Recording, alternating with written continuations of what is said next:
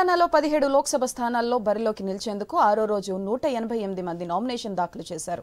ఈ నెల 18న నామినేషన్ల స్వీకరణ ప్రక్రియ ప్రారంభం కాగా నేటితో గడువు ముగియనుంది.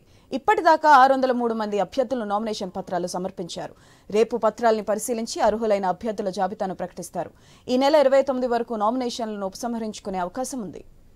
గురూజీ రామ్ నారాయణ్ జీ ప్రపంచ ప్రఖ్యాత జ్యోతిష్యులు ఇప్పుడు మన హైదరాబాద్ లో ఎటువంటి సమస్యలకైనా తక్షణ పరిష్కారం చేయబడును. సంప్రదించండి 96651137 9000004357.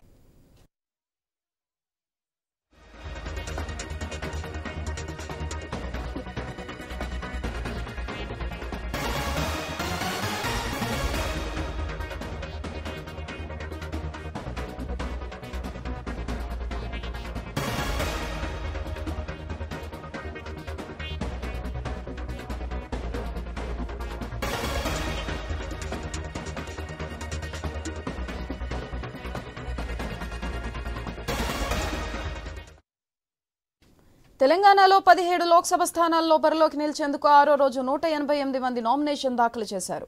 ఈ నెల 18న నామినేషన్ల స్వీకరణ ప్రక్రియ ప్రారంభం కాగా నేటితో గడువు ముగియనుంది.